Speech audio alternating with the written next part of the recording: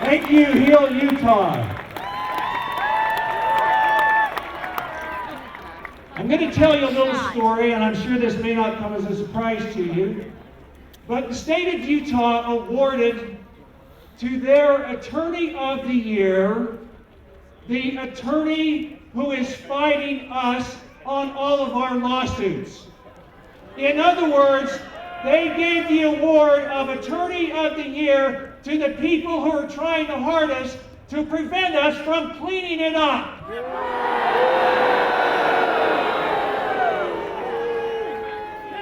I don't imagine you would have been too surprised, but we have an award to give to one of our attorneys.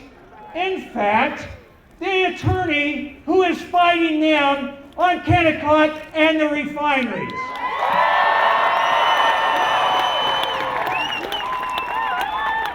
This is the People's Attorney of the Year Award, and it goes to Joro Walker.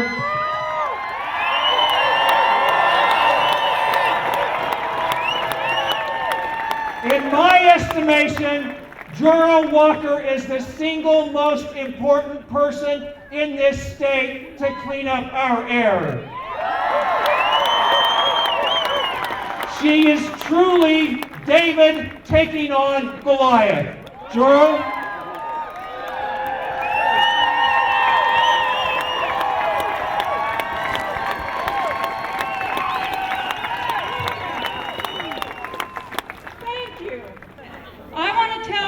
Story that I think is particularly appropriate as we stand here before the Capitol building.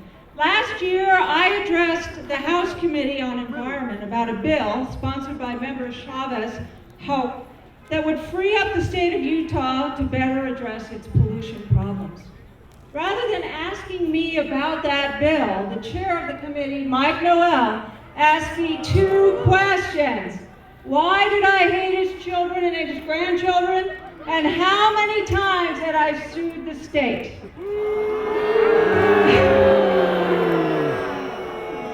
I'm going to answer those questions for you here and now. First, I'm deeply concerned about the well-being of children and work very hard every day to protect and improve the environment that they will inherit. In particular, I love my daughter, my nephews, and care profoundly about the children in my community. It is the health of those children that are at risk because of air pollution. It is because of those children that I was addressing Mike Noel and his committee, and it is because of those children that I am here today.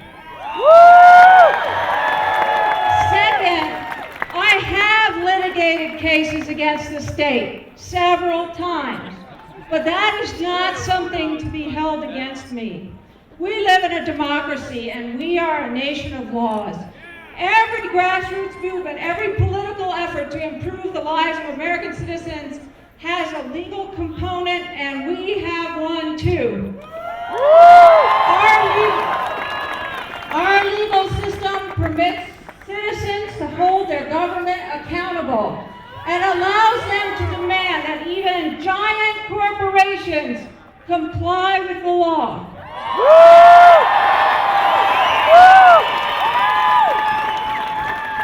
Our nation has laws designed to protect our environment and laws that guarantee us clean air. And we are going to use those laws until our children can breathe freely.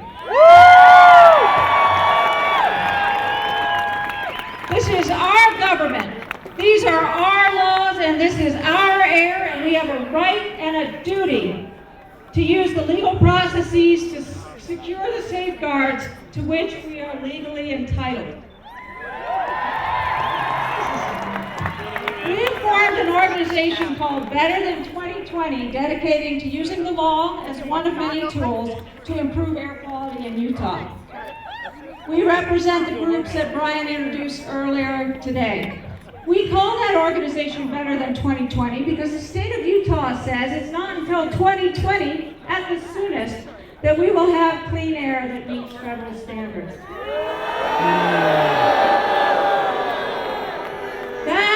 is not soon enough. We can do better.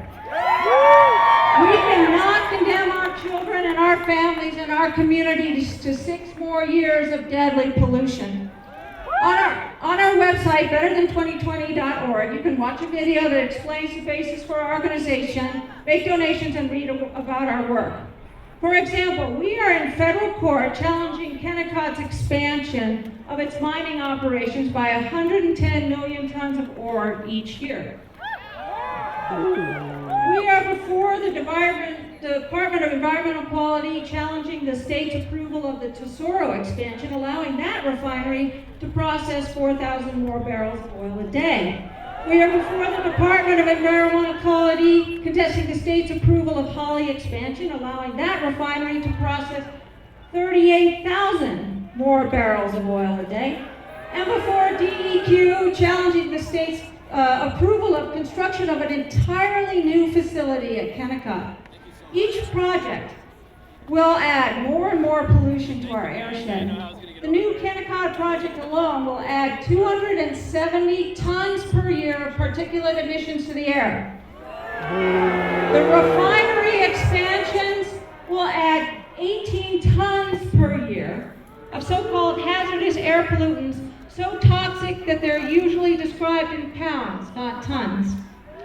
And finally, we're using the law to ensure that the state produces a plan that will end our inversions, as the law guarantees, as soon as possible.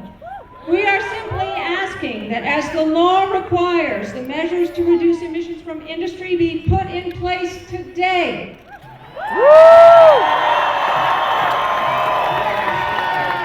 And that we meet the federal standard by 2015.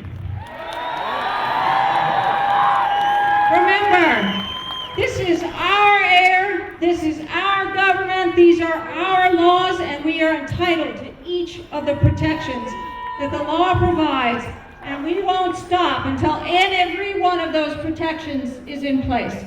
Thanks for coming.